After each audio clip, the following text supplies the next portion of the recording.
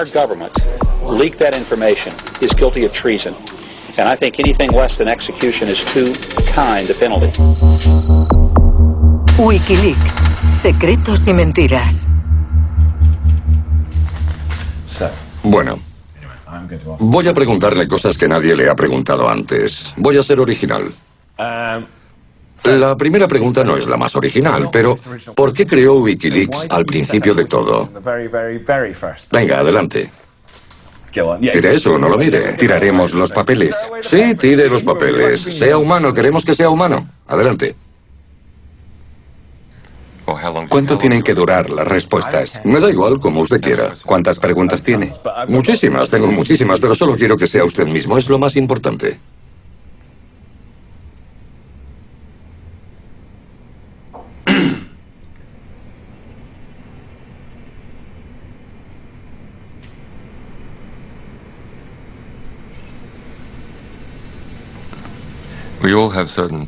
Todos tenemos ciertos talentos, habilidades y capital. Y todos vivimos solo una vez. Tenemos nuestro temperamento y venimos de una cultura concreta. La combinación de mi temperamento, mi conocimiento, el capital y la cultura de la que provengo, la cultura australiana, me hizo creer que yo podía cambiar el mundo de un modo que me atraía filosóficamente.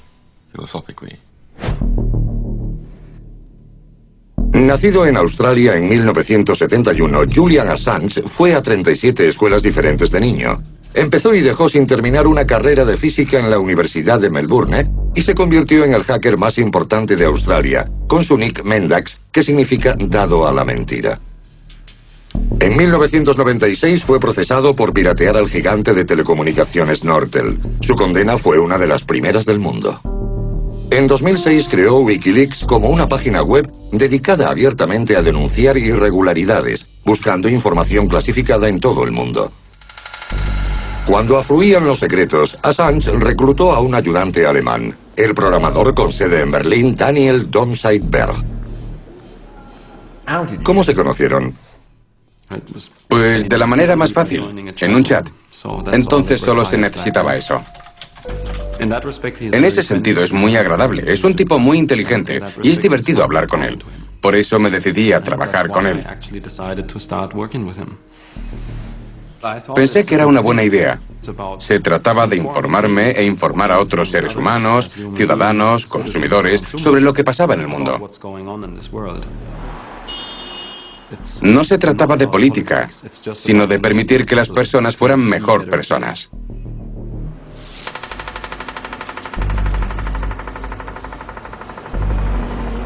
La primera vez que oí hablar de Wikileaks fue hace un par de años, porque empezaron una lucha con un banco suizo, el Baer. El banco Baer obtuvo una especie de mandato judicial para impedir que Wikileaks publicara sus cuentas, pero al final no funcionó. Me impresionaron mucho porque consiguieron vencer a un banco suizo. Pensé, esos chicos son inteligentes. No es fácil derrotar a los bancos suizos y a sus abogados. Vivieron una especie de efecto Streisand. Ya sabe, cuando quieres quitar algo de Internet, pero lo que consigues es más atención.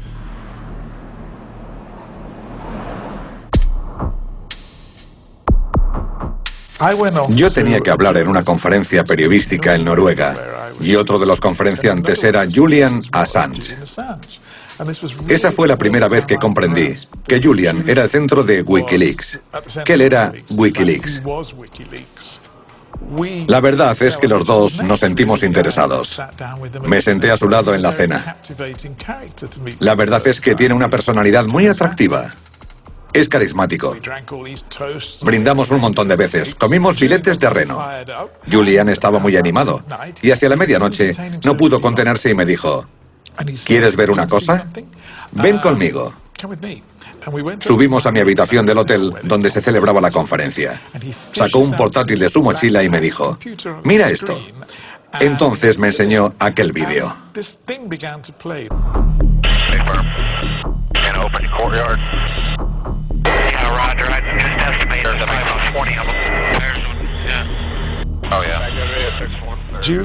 Julian me explicó que lo que estaba viendo era el vídeo de un incidente vergonzoso en el que mataron a 2 empleados de Reuters, aún siendo civiles y plenamente inocentes, en las calles de Bagdad.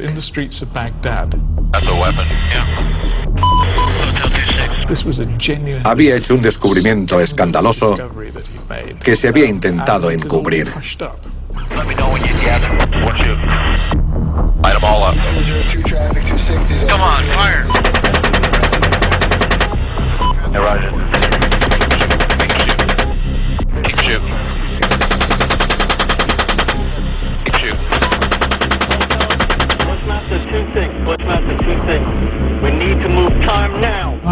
Nunca había visto nada igual en mi vida. Me quedé atónito.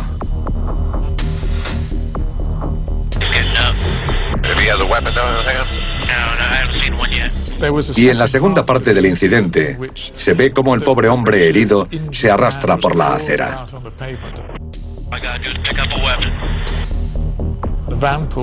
Entonces llega una furgoneta y unas personas intentan meterle dentro. En ese momento, el helicóptero empieza a disparar contra la furgoneta.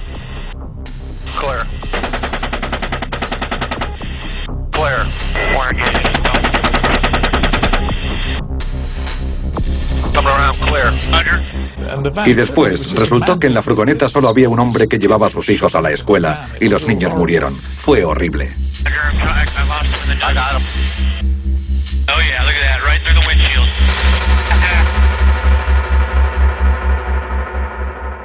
Dijo que se lo habían mandado fuentes militares y fue muy reservado en cuanto a eso, pero también estaba muy emocionado.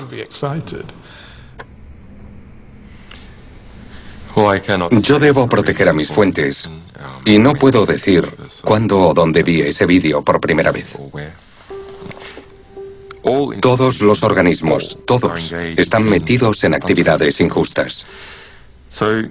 Entonces, cuando intentas encontrar la información que es probable que dé lugar a un estado de justicia mejorada, buscas la información que el organismo no quiere que se conozca. Siempre he dicho que la censura, aunque sea algo condenable, siempre es una señal optimista, siempre es una oportunidad, porque la censura revela el miedo a la reforma por medio del conocimiento. Antes que los medios de comunicación mundiales, Julian hizo público el vídeo del ataque del helicóptero. Y al editarlo para que causara mayor impacto lo llamó asesinato colateral. Esas cosas deberían haberse sabido. Y al publicarlo, Julian hizo un gran servicio periodístico. Por supuesto, provocó un gran revuelo en el ejército estadounidense, porque a partir de entonces les preocupó mucho averiguar de dónde había salido. Y no creo que nadie supiera nada. No creo que tuvieran ni idea. Salió de la nada. Campamento Hammer, Irak. Base del principal sospechoso, el soldado Bradley Manning. Manning era analista de inteligencia. Se alistó después de que su familia le echara de casa por ser gay. En el campamento Hammer su trabajo era evaluar la información almacenada en Cipre.net, una enorme base de datos secreta del ejército estadounidense. Se dice que el duro trato que recibían los detenidos iraquíes hizo que Manning transfiriera $500,000 de cables confidenciales militares y diplomáticos de Cipre.net a Wikileaks.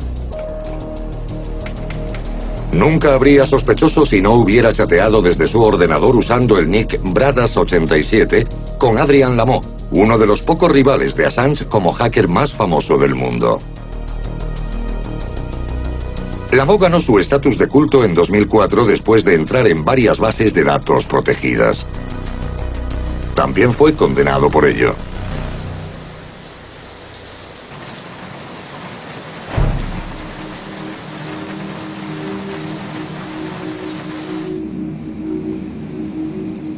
Todos tenemos nuestros tormentos personales. ¿Y cuál es el suyo?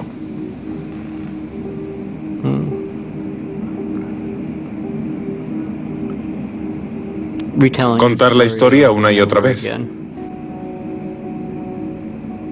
¿Y por qué es un tormento?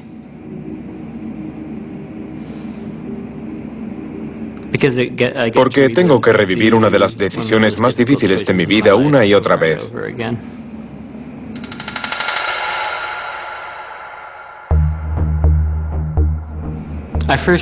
La primera vez que supe de Bradley Manning fue cuando hablé con él en mayo de 2010.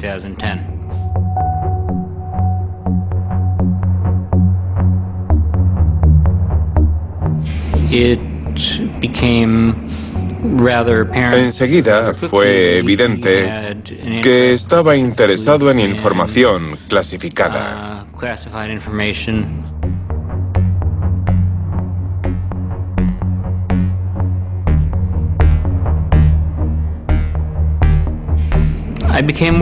Me preocupé sobre todo cuando me reveló que había filtrado 250 000 cables del Departamento de Estado a Wikileaks.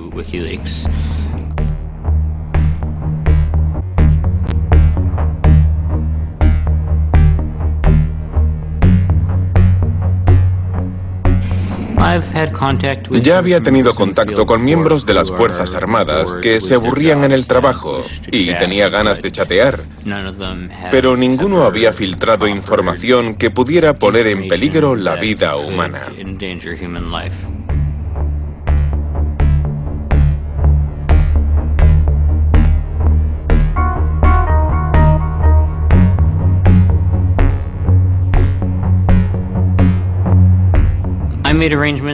Quedé para hablar con algunos agentes de contraespionaje con base en California.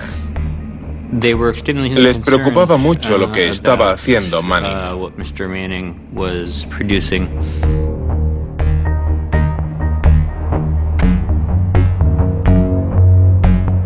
¿Qué le recomendaron que hiciera? Me refiero a las autoridades. Esperar. ¿Y? Esperar. ¿Y el señor Manning? Siguió chateando conmigo durante un par de días más.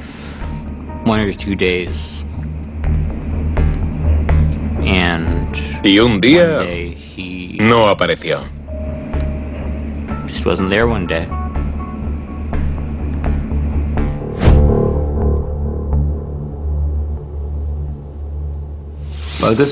Eso es lo peor que puede pasarle a cualquier organización de ese campo. Que arresten a una de tus fuentes potenciales.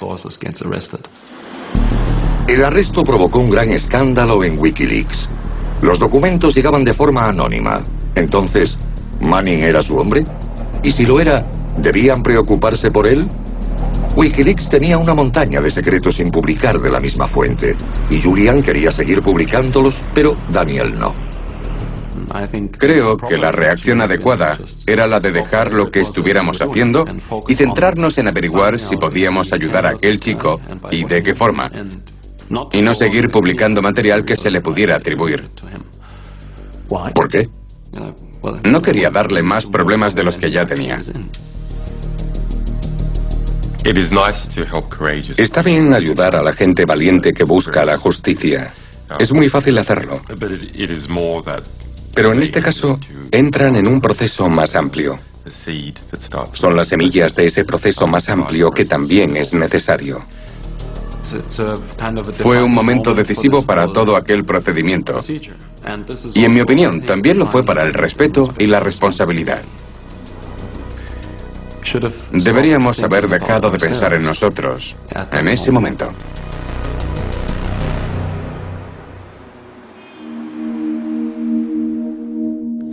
Yo soy sistemático y me gusta resolver grandes problemas. Y para resolver grandes problemas hay que fijarse en qué hace una persona en un caso concreto y después intentar hacerlo en 1000 casos o en 1.000.000 de casos y crear un sistema para hacerlo. En ese sentido, yo soy un ingeniero.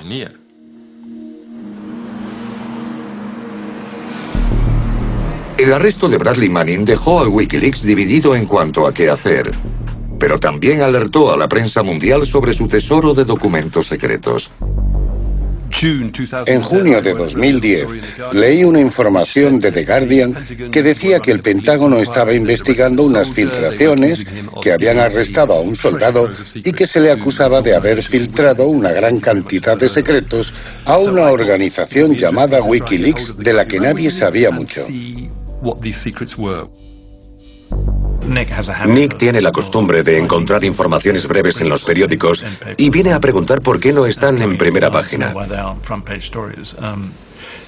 Así que me dijo, han detenido a un chico y hay otro que está huyendo. ¿No deberíamos intentar encontrar a ese hombre y hablar con él? Y por supuesto, en cuanto lo dijo Nick, me di cuenta de que era una historia increíble. Me costó encontrar a Julian Assange porque en aquel momento temía por su vida por haber conseguido todos esos secretos, pero conseguí encontrarlo en Bruselas.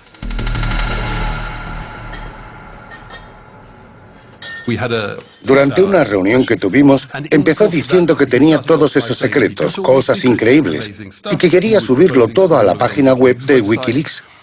Pero rápidamente se convenció de que sería mejor sacar esa información a través de una alianza de medios de comunicación importantes. Enseguida acordamos que debían ser The Guardian y el New York Times. Entonces, la conversación se centró en los aspectos prácticos de qué paquete de secretos revelar antes y cómo llevarlos al Reino Unido sin que los cogieran. ¿Una conversación de 6 horas? Sí. ¿Qué pensó de Julian cuando lo vio? Me gustó. Es muy inteligente y muy divertido. Tiene un buen sentido del humor. Y aquello era una perspectiva muy emocionante.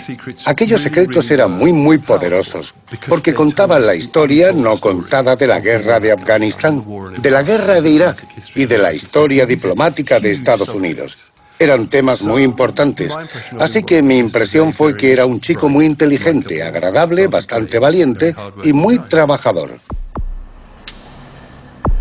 Volvió y dijo, tenemos un trato. Nos reunimos en la oficina de Alan, el editor, y Nick nos dijo, esto es lo que tenemos que hacer. Tenemos que llamar a Bill Keller, el editor del New York Times, y que se sume a este acuerdo.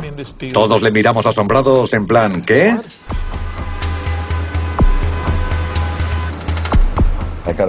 Recibí una llamada de Alan Rusbridger del Guardian y empezó preguntándome en un tono muy solemne si teníamos una línea segura para hablar. Yo le dije, la verdad es que no. No somos la Agencia de Seguridad Nacional. Entonces empezó a dar un montón de rodeos para decirme que tenían acceso a una gran cantidad de información y si estaría interesado. Por supuesto, lo estaba.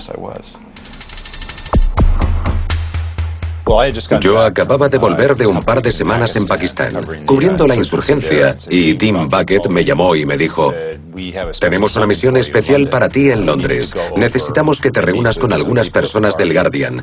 Así que al día siguiente subí a un avión con destino a Londres. Necesitábamos tener un socio estadounidense para maximizar la protección de la fuente o fuentes que seguramente eran estadounidenses. Ya habíamos contactado con Der Spiegel. No teníamos ni idea de que Wikileaks ya estaba en posesión de tal cantidad de material. Así que tampoco teníamos ni idea de si saldría algo muy importante.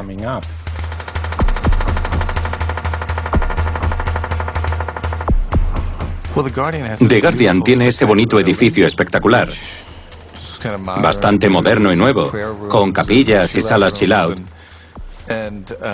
Todo el mundo estaba reunido y Eric Smith se metió en una sala con David Leigh. Cogimos una sala aquí, en la 4ª planta del Guardian. Pegamos en la puerta, prohibida la entrada, no pasar. Y equipamos la sala con ordenadores y un destructor de documentos. No podíamos hablar con nadie más del edificio, no podía usar el móvil. Era todo muy misterioso y secreto. Entonces llegó Julian y fue como una entrada triunfal. Sí, así fue como empezó.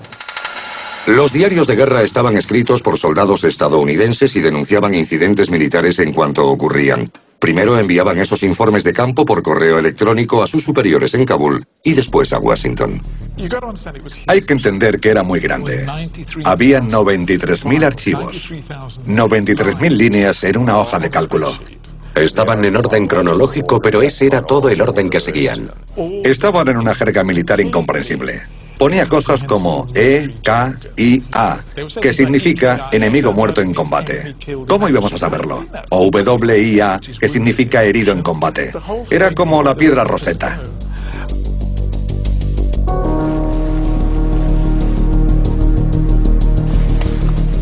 Tuvimos que empezar a hacer conjeturas. La parte obvia por la que empezar eran las bajas civiles. Así que David Leigh empezó a mirar si había bajas civiles y encontró varios ejemplos. Lo comprobó y descubrió que eran ejemplos sobre los que no se había informado. Se dio cuenta de que la jerga militar estadounidense para esos casos era escalada de fuerza como eufemismo para el asesinato de civiles. Historias de terror. Por ejemplo, si un vehículo se acercaba demasiado a uno de esos convoyes, había una serie de pasos que debían seguir los soldados para alejarlos.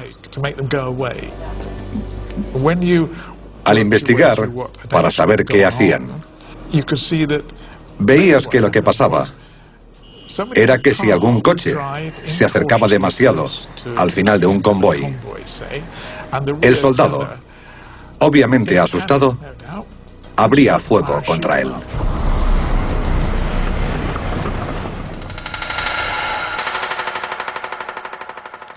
Más de 76.000 sucesos. Y aunque solo estaban clasificados como secreto, no alto secreto, se filtró la sombra de algunas operaciones de alto secreto en aquel material. Algunos de los asesinatos de civiles implicaban a una unidad estadounidense llamada Task Force 373. La Task Force 373 era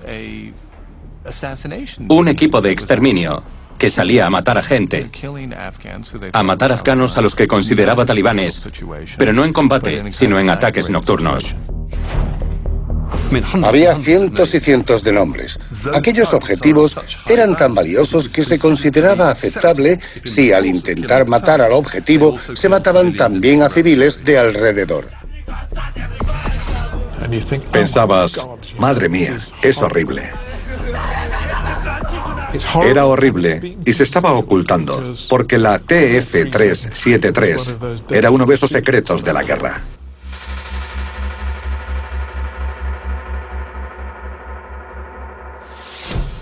Sin que la prensa lo supiera, su supuesta fuente fue trasladada a la base del Cuerpo de Marines en Quantico, Virginia. El soldado Bradley Manning fue acusado de transferir información clasificada a su ordenador personal y pasar información militar a una fuente no autorizada.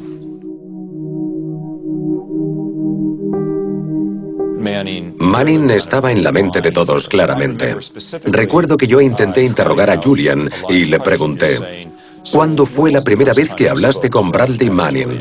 Me miró con una sonrisa y preguntó: ¿quién ha dicho que yo he hablado con Bradley Manning? Nunca he hablado con él. Uno de los fundamentos de Wikileaks es el secreto, proteger la identidad de nuestras fuentes. Siempre he pensado que Bradley Manning es la auténtica historia. Si se fijan, Julian Assange es solo el intermediario. Si Manning es realmente la fuente, claro. Y eso significa que Julian es más que el transmisor en la página web. Es una especie de agente del trabajo de otra persona. Y Bradley es la historia. Según cómo se mire, puede ser el malo o el héroe. Pero sin duda él fue quien soltó ese maremoto de información al mundo.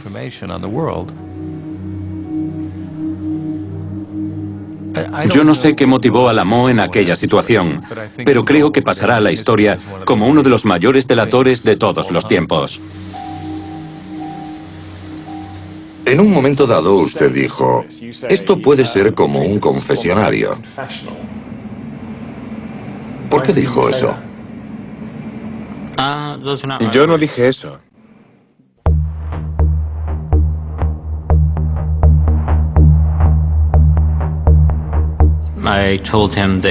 Yo le dije que podía elegir entre tratarlo como una confesión ante un sacerdote o como una entrevista confidencial. Y le dije que eligiera. El problema es que el señor Manning no eligió ninguna de las dos. ¿Y si lo hubiera hecho? ¿No estaríamos ahora aquí? ¿Por qué? Porque la conversación habría sido confidencial y aunque me preocupara, habría tenido la obligación de mantener el secreto.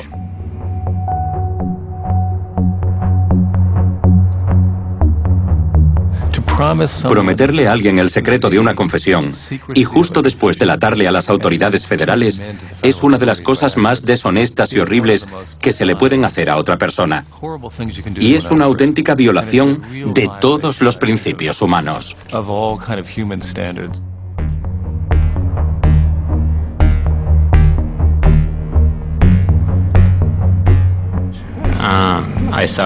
Yo consideraba a Bradley Manning como amigo y tuve que elegir entre traicionar a mi amigo o vivir con la posibilidad de que muriera gente. Y no se trataba de tomar la decisión buena o la mala. Se trataba de tomar la decisión menos mala, porque las dos eran duras.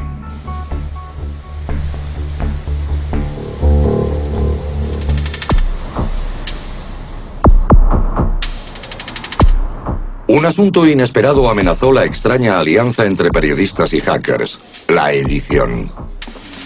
En jerga legal, la eliminación de todos los detalles, incluso secundarios, que puedan identificar a alguien. Desde el primer día sabíamos que por razones políticas y morales no debíamos publicar nada que pudiera dañar a alguien. La preocupación principal era que si publicábamos una historia que provocaba que atacaran, hirieran o mataran a soldados, tendríamos graves problemas. Así que no debíamos identificar los lugares o los métodos de ocupación sensibles. Conforme avanzábamos, descubrimos otro problema, y es que muchos de los informes de las unidades militares identificaban a los civiles afganos que les habían dado la información. Y evidentemente publicar eso ponía en peligro a esas personas. Así que tomamos decisiones similares. No publicaríamos eso si podía provocar que fueran a un pueblo afgano a por alguien y le cortaran la cabeza. Con Julian y Wikileaks había otro problema, porque su mentalidad era muy diferente de la nuestra. Su intención era volcar todos los datos, publicar todo el paquete, porque Julian dijo: eso es lo que hacemos nosotros, es lo que hace Wikileaks. Vamos a publicarlo todo, todos los informes completos. Así que le dijimos: Julian, no creo que debas hacer eso. De hecho, no queremos que lo hagas. Una noche fuimos todos a un restaurante árabe bastante conocido llamado Moro. Nos sentamos y cenamos. Le dijimos: Julian, tenemos un problema con el asunto de las fuentes. Tienes que entender que si publicas todo eso, porque nosotros no lo vamos a hacer, si vuelcas toda esa información con los nombres de todas las fuentes, podrían sufrir represalias, podrían matarles.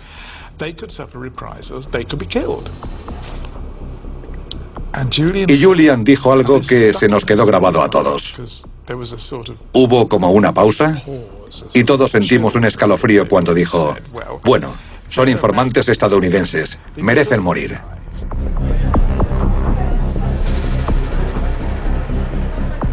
Esa era su actitud. Y en ese momento se abrió un abismo entre la manera en que nosotros veíamos el mundo y cómo lo veía él.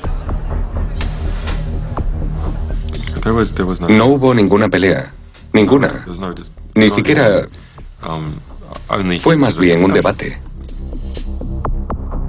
Mis colegas me llamaron al día siguiente y me dijeron: no te vas a creer lo que va a hacer, hay que pararle. Y eso hicimos. Le mandé una nota en la que le puse: Julian es una locura, tienes que escuchar a esos hombres. Se iba a hablar de Afganistán y aquello podía causar graves problemas a la gente. Así que desde el principio le dijimos a Wikileaks que no estábamos de acuerdo con su idea de subir todo ese material a Internet.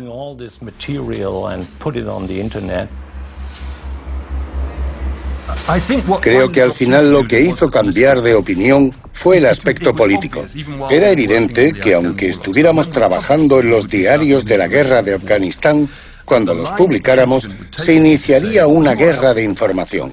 Y el Pentágono diría, estáis ayudando a los malos. Y yo le decía siempre a Julian, si publicas ese material, le estarás dando la munición que necesitan para dispararnos.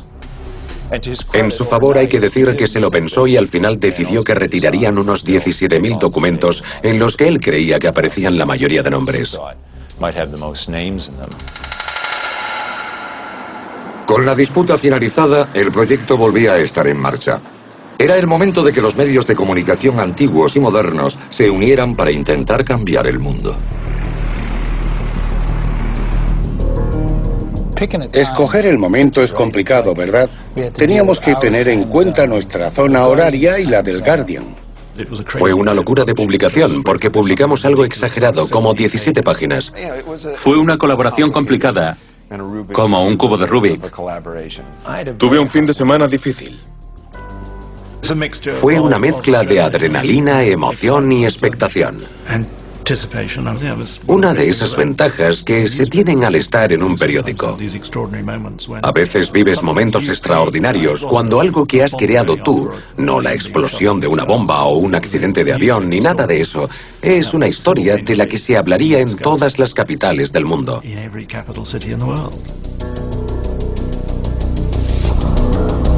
The Guardian from this morning, 14 pages about this topic. Convertimos a Wikileaks y a Julian en estrellas del rock rápidamente, porque al publicarlo así, al existir una colaboración entre tres grandes publicaciones internacionales, todo el mundo prestó atención. Y en ese momento, Wikileaks dejó de ser un grupo de chicos con una página web para ser una organización que podía cambiar el mundo.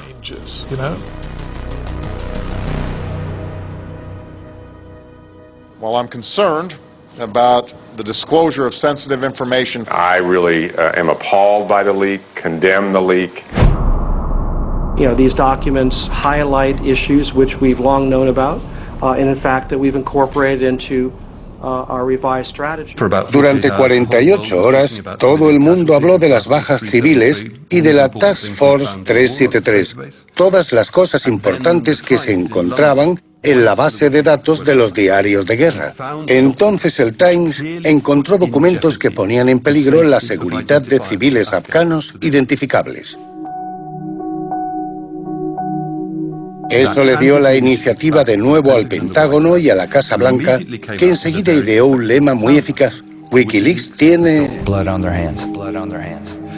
Y eso se convirtió en la historia. Fue muy frustrante, porque nosotros sabíamos desde el principio que íbamos a enfrentarnos a la manipulación más importante de la historia de este planeta. Y nosotros mismos les ayudamos a lavarse las manos. The world is a dangerous place. I think we're at war and these documents are classified. I can't imagine this happening during World War II. But the people who've leaked these documents could have blood on their hands. La realidad era que no nos habíamos preocupado de hacer ninguna modificación en el material que habíamos prometido, que eran las publicaciones de Afganistán. No se había tenido en cuenta nada de eso. Ahí es donde creo que la historia pasó a publicarse solo por publicarse. Y donde creo que se cruzó una línea que no tenía sentido cruzar. Si no era para mostrar el poder. Quieren demostrar que pueden hacerlo y que nadie puede pararles, pero ¿qué sentido tiene eso además de para convertirse en otra organización que hace lo que quiere y que nadie puede parar? Nosotros empezamos a trabajar en esto porque queríamos parar a las organizaciones que nadie podía parar. Así que para mí era una contradicción.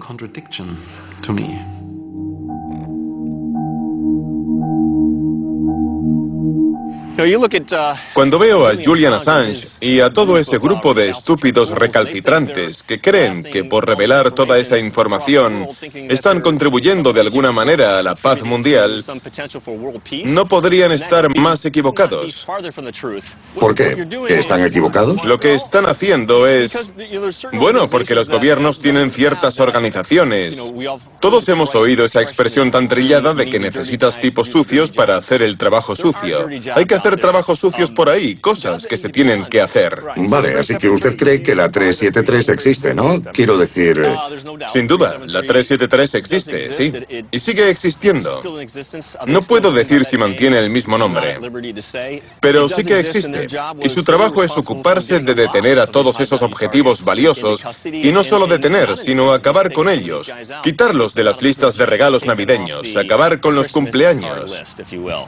La 373 tenía que terminar con muchos cumpleaños y las tareas que debían hacer eran perfectamente aceptables.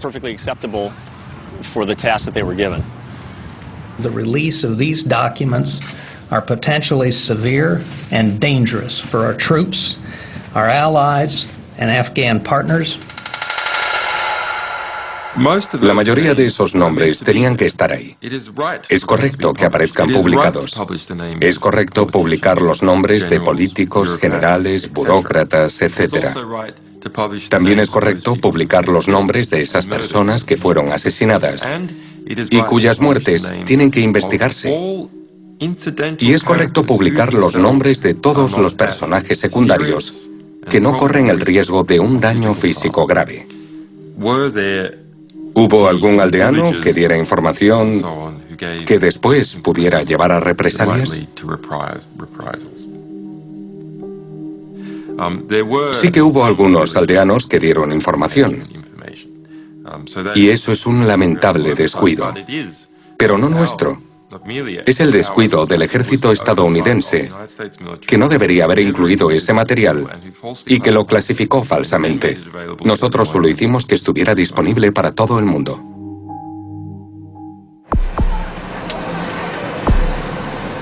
Julian Assange estaba escondido. Los medios de comunicación del mundo iban tras él. Un equipo de inteligencia estadounidense le seguía la pista y se hablaba de extradición y encarcelamiento. Yo personalmente estaba en una situación muy precaria. Aún nos preocupaba un ataque sorpresa simultáneo en todos los continentes en los que estaba nuestra gente. También sabíamos que nos habían asignado a una task force de la CIA, que había unas 120 personas en el Pentágono trabajando contra nosotros y varias organizaciones más. Sabíamos que ellos sabían que teníamos 251.000 cables diplomáticos, de los que más de 100.000 estaban clasificados. Así que estábamos dispuestos a dar a The Guardian una copia de seguridad de todo el material. Este papel lo escribió Julian Assange. Es como un recuerdo, supongo, en julio de 2010. Escribió la contraseña que nos daría acceso a los 250.000 cables del Departamento de Estado. Y me dijo que ese archivo iba a expirar, que se borraría en cuestión de horas. Pone una colección de historias desde 1966 hasta nuestros días. Y hay un pequeño símbolo también. Me dijo, esto es lo que he escrito, pero cuando escribas la contraseña, tienes que añadir una palabra más para que sea una colección de historia diplomática. Y yo le dije, vale, Julian, lo recordaré. Añadiré esa palabra extra. Fue todo muy James Bond.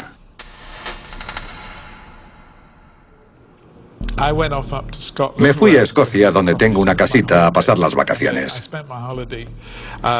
Pero no me pasé las vacaciones escalando montañas como esperaba, sino encerrado con mi portátil y un lápiz de memoria, leyendo esa extraordinaria colección de comunicaciones diplomáticas estadounidenses. Aquello era un material que podía complicar o afectar a las relaciones estadounidenses con 100 países. Estaba en Escocia viendo llover y leyendo aquel increíble material pensando, madre mía, cuando de repente sonó el teléfono. Era mi colega Nick Davis y me dijo, no te lo vas a creer, pero Julian se ha ido a Suecia y ha sido acusado de violación. El sábado 21 de agosto de 2010 me desperté y leí un email de un periodista estadounidense con un enlace al periódico sueco Expressen. En portada se hablaba de que Julian había sido acusado de agredir sexualmente a 2 mujeres. Aquello tenía que ser una broma, no me lo creía. Yo había estado en Estocolmo con Julian y había conocido al coordinador de Wikileaks allí, un periodista sueco muy agradable llamado Donald Bostrom. Así que le llamé. Pero antes de hacer esa llamada pensé, bueno, hay varias posibilidades. Una es que fueran unas mujeres que querían acostarse con un famoso para después vender la historia a los periódicos. O tal vez un grupo de derechas había montado todo eso para intentar desacreditarlo. Le pregunté a Donald qué era todo eso y me dijo, lo siento, amigo mío, pero es verdad.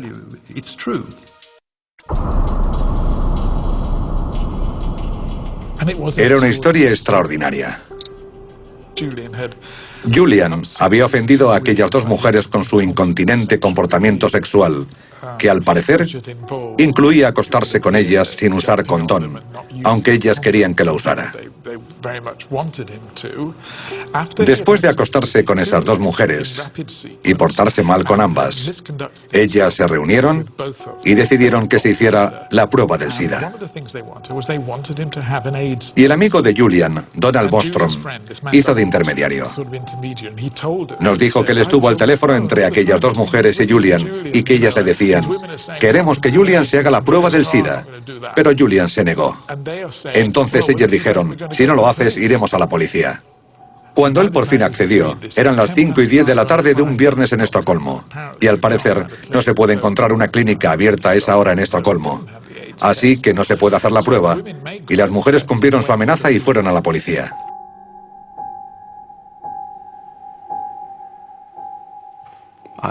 Yo me enteré estando de vacaciones y pensé, no puede ser. Aquello era malo. Aunque intentamos tratarlo internamente, todo se redujo al hecho de que, bueno, no había nada de qué hablar, ¿me entiende? ¿Qué quiere decir? ¿Julian no quería hablar del tema? No, para nada. Assange habló una vez con la policía y dejó Suecia asegurando que no era solo la investigación de una violación, sino algo mucho más siniestro. Julian Assange says his own country's intelligence service warned him of a dirty tricks campaign shortly before he was the subject of a rape allegation. Assange says all the allegations against him are untrue. Eso es lo que le decía a todo el mundo, que le habían avisado de una especie de ataque subversivo de la CIA o algo así. Esa fue la reacción inicial que se vio en todo el mundo. Y es lo que mucha gente empezó a creer.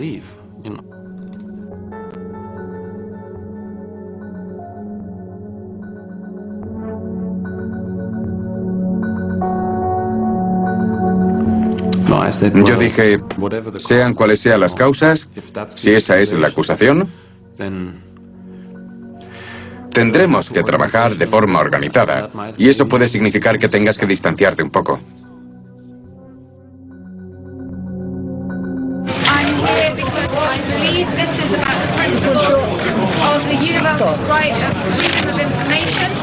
Ver a Julian tuiteando y apareciendo en los medios de comunicación más importantes, cosa que sugería claramente que se trataba de algún tipo de jugarreta estadounidense, fue muy angustioso, porque se suponía que tenía que defender la verdad y aquello no era la verdad.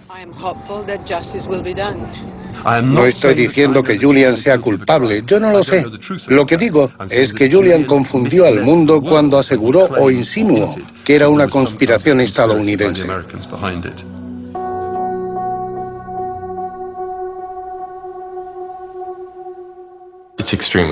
Fue muy interesante. Reveló muchas relaciones. Reveló una relación extraordinaria entre Suecia y Estados Unidos, de la que yo no era consciente. Ni siquiera mis interpretaciones más cínicas del comportamiento político sueco se acercaban a la realidad. También reveló unas relaciones interesantes dentro de la Unión Europea. Básicamente, la élite de un país de la Unión Europea y la élite del resto de países de la Unión se ponen de acuerdo a la hora de machacar a sus respectivas poblaciones. De nuevo en Londres, Julian actuó rápidamente para ocuparse de quienes criticaban su liderazgo dentro de Wikileaks. Suspendió a Daniel Domscheit-Berg por deslealtad, insubordinación y desestabilización en tiempos de crisis. Sí, es peligroso. Eso es lo peligroso en cualquier organización en la que una persona no responde ante nadie. Una organización no debería ser así.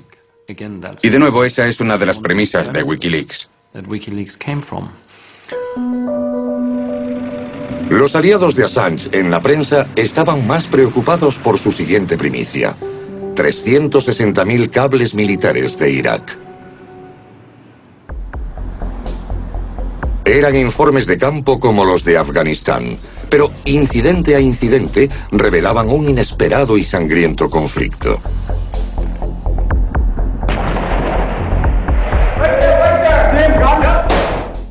La principal revelación del material de Irak eran las muertes.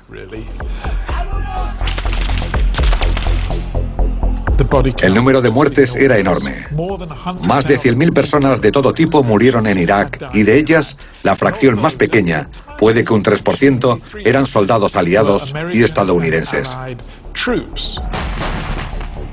Todo lo demás eran bajas civiles.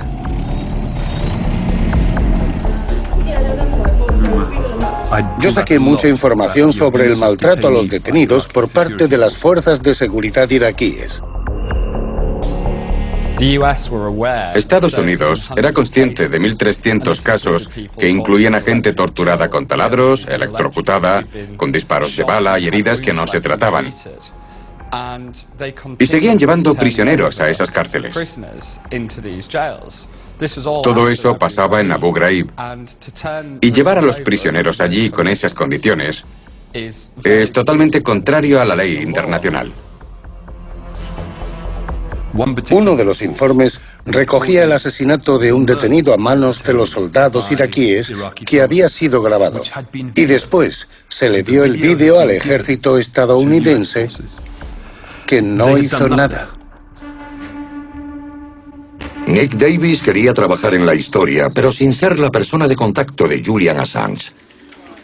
Habían discutido mucho por el deseo de Julian de que la televisión cubriera los diarios de guerra de Afganistán.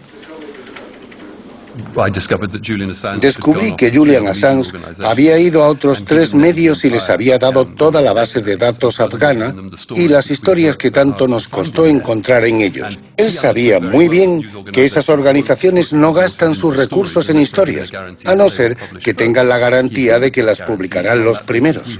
Él nos había dado esa garantía y basándonos en eso gastamos decenas de miles de libras y nos traicionó. Lo peor de todo es que nosotros lo habíamos mantenido en secreto, porque la ley de los medios de comunicación en Reino Unido hace que sea muy fácil para el Pentágono conseguir una orden e impedir que publiquemos algo. A nivel personal, nosotros confiábamos en ese hombre, así que nos parecía increíble que hubiera hecho eso. Es una de las cosas extraordinarias del periodismo británico. Es la industria que más desacredita, más te putea, más apuñala por la espalda. Y Nick Davis forma parte de ella. El trato era que no implicaríamos a la televisión hasta el último momento. Y eso fue lo que hicimos. Él dijo, esto siempre formó parte de nuestro acuerdo. Si se lo hubiera dicho a usted o a otra persona, sería una mentira, pero podría creérsela. La cuestión es que me lo dijo a mí, a quien hizo el acuerdo con él, con el que tuvo tantas conversaciones. Se lo inventó. Creo que la mayoría de gente que se acerca a él pasa por ese proceso. Al principio te cae bien, confías en él, y de repente aparece esa especie de monstruo y piensas, ¿de dónde ha salido? Descubres a ese hombre totalmente deshonesto. Creo que nunca he conocido a alguien tan deshonesto como Julian.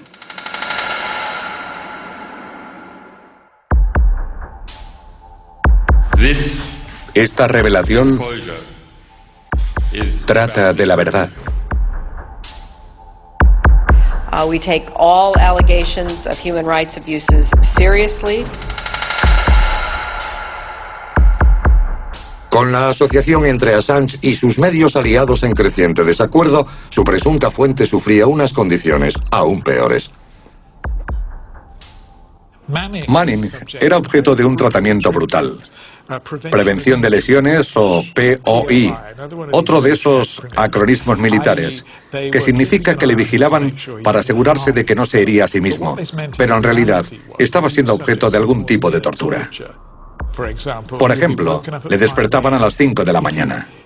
Si seguía durmiendo en su celda después de las 5, iban a despertarle.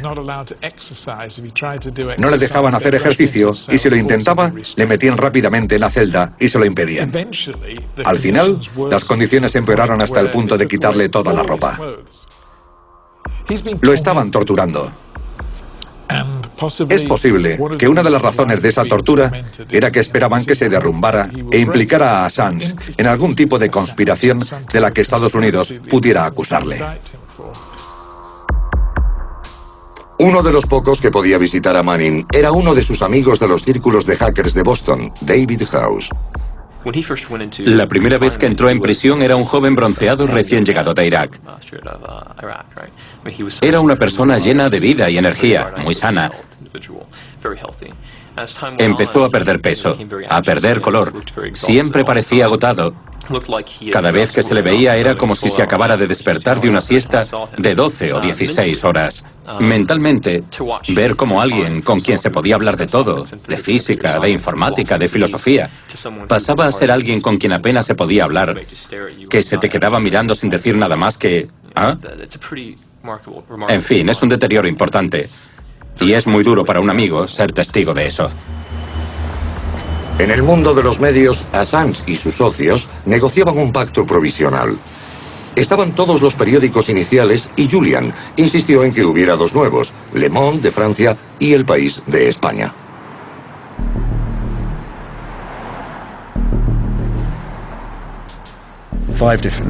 Había 5 organizaciones en 3 zonas horarias diferentes y 4 lenguas. Había mucho choque cultural. Fue como construir las pirámides o algo así.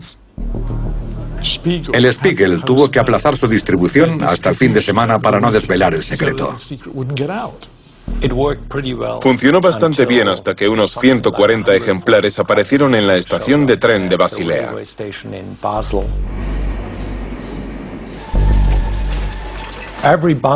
Cada paquete tenía una clara nota que decía: no vender ningún ejemplar hasta el lunes por la mañana. Empezamos a ver tweets sobre aquello. Alguien tuiteó que había comprado un ejemplar en la estación de tren de Basilea.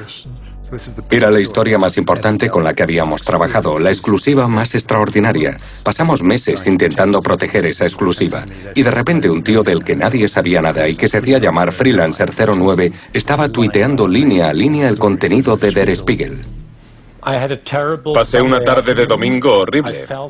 Me sentía fatal porque casi cada 10 minutos tenía que decirles a los demás qué estaba pasando, qué había descubierto el blog.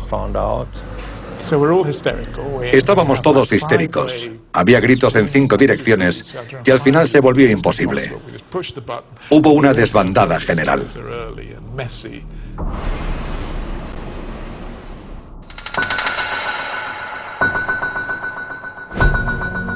The United States strongly condemns the illegal disclosure of classified information. Había un material increíblemente incendiario sobre Rusia. Se decía que era un estado mafioso. What WikiLeaks has done amounts to espionage. It's probably the single greatest act and most terrible act of espionage against the United States in our history. La secretaria de Estado Hillary Clinton le pidió a la gente del Departamento de Estado que consiguiera muestras de ADN de los diplomáticos extranjeros, cosa que, por lo que sé, es una violación de la Convención de Viena. Es ilegal, según las regulaciones de la ONU, que los diplomáticos actúen como espías. Information warfare is warfare, and Julian Assange is engaged in warfare. El impacto de los medios fue enorme. Muy poca gente llegó a entender la escala del impacto, porque todos los países vivieron sus enormes escándalos. The way to deal with this is pretty simple. We got special ops forces. I mean, a dead man can't leak stuff. Conforme se iban sucediendo los cables, se empezó a prestar una atención inesperada a una región del mundo.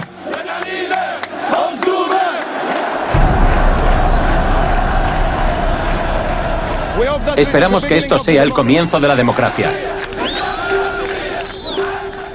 Han pasado cosas buenas. La opinión general del espectador occidental es que las revoluciones en el norte de África y en Oriente Próximo han sido buenas.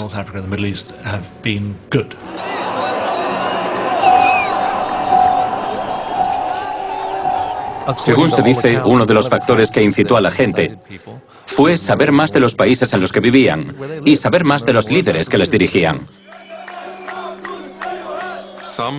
Algunos críticos dijeron que el material de los cables desestabilizaría Oriente Próximo. Pues esos críticos tenían razón. Pero nosotros respondemos de una manera política a esas críticas. Nosotros no diríamos que desestabilizan, sino que reestabilizan Oriente Próximo mediante un nuevo sistema democrático.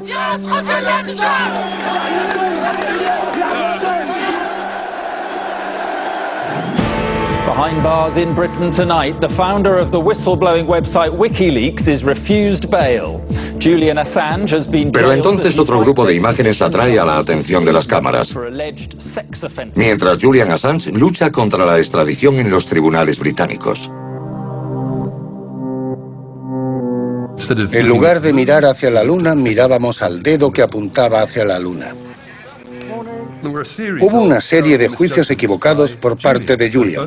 Primero, el hecho de que no modificara el material afgano fue muy perjudicial. Segundo, que se viera envuelto en esas acusaciones de mala conducta sexual en Suecia también fue muy perjudicial. Pero lo más perjudicial es que no dijera la verdad. La autoridad política y moral de WikiLeaks se basa en decir la verdad. Y no puedes hacer eso y después mentir al mundo. Así no funciona. El prestigio moral que tenía Julian Assange aquella noche de domingo, cuando publicamos los diarios de la guerra afgana, era enorme. Pero ahora está muy por debajo de la instancia moral suprema. Y no solo ha perdido autoridad moral, también ha perdido impacto político, credibilidad, y mientras Bradley Manning está esperando el juicio, también ha perdido todas las posibles ventajas que podría haber tenido. Bradley Manning se enfrenta a 20 nuevos cargos. Uno de ellos, instigar y ayudar al enemigo, conlleva la pena de muerte. Si pudiera hablar con Bradley Manning, si lo tuviera delante, ¿qué le diría? Le diría que lo siento, porque si él es realmente la fuente, lo sentiría mucho por la situación en la que está ahora. Y si no es la fuente, también lo sentiría mucho, porque sería un hombre inocente encerrado en terribles condiciones.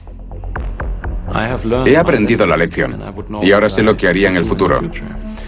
Si volviera a vivir la misma situación, sé que dejaría de publicar. O al menos esperaría a que se calmaran las cosas y a tener una idea clara de lo que está pasando. Esas publicaciones, todo lo de Afganistán, Irak y los cables, todo eso es material histórico. No es que terminara con la guerra.